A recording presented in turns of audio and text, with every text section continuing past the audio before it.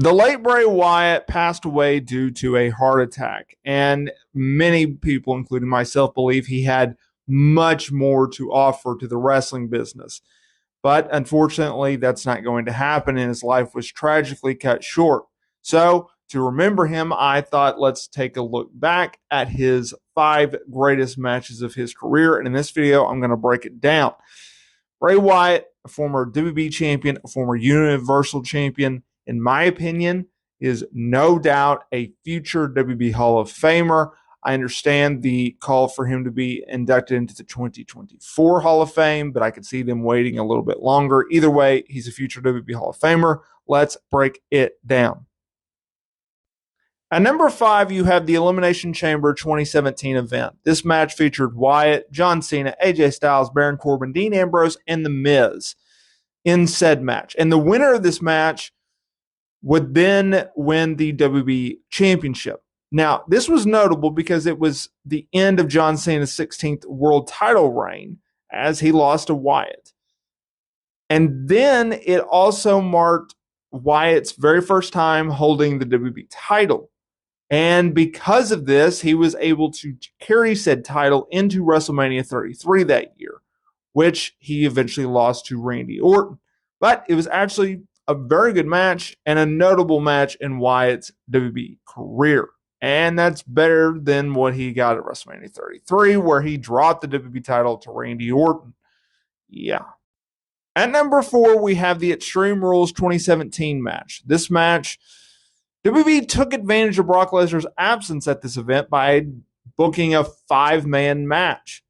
It was a fatal 5-way, right? With the opportunity to challenge Brock Lesnar for the Universal title at a later date. And it featured Wyatt, Roman Reigns, Finn Balor, Seth Rollins, and Samoa Joe.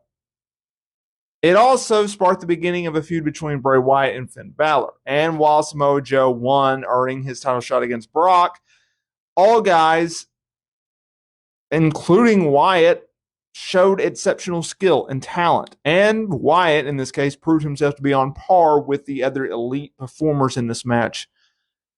Yeah. At number 3, we have John Cena versus Bray Wyatt at Payback 2014.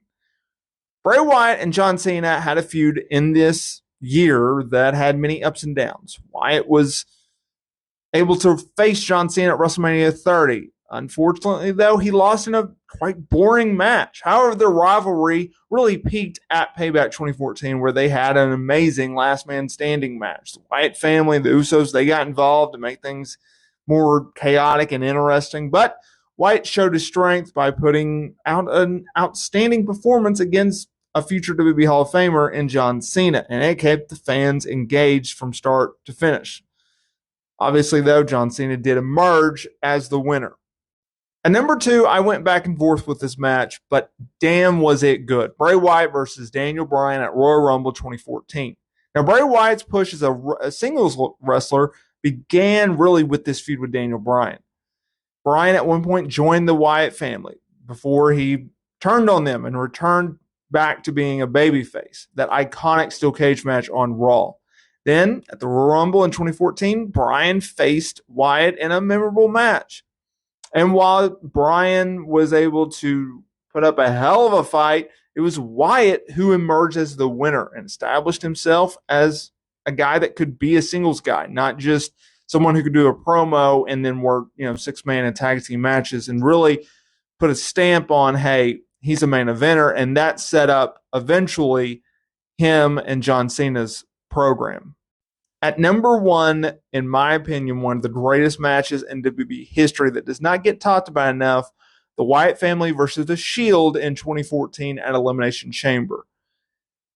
You can make the argument that Wyatt's wrestling career peaked when he led the Wyatt family. A lot of people think The Fiend is his top of his wrestling career. But the Wyatt family, with Bray Wyatt as a leader, Luke Harper, Eric Rowan at his side, they took part in a match against The Shield, which included Roman Reigns and Dean Ambrose and Seth Rollins. And WWE arranged this 6-man tag for this pay-per-view event because at the time, WWE had put a lot of focus on trios matches, 6-man tag matches. It was these two groups and others was helping the product at this time because they would rely on these 2-3 segment matches on Raw and SmackDown at this time period when we were going through the god awful authority figure timeline, right?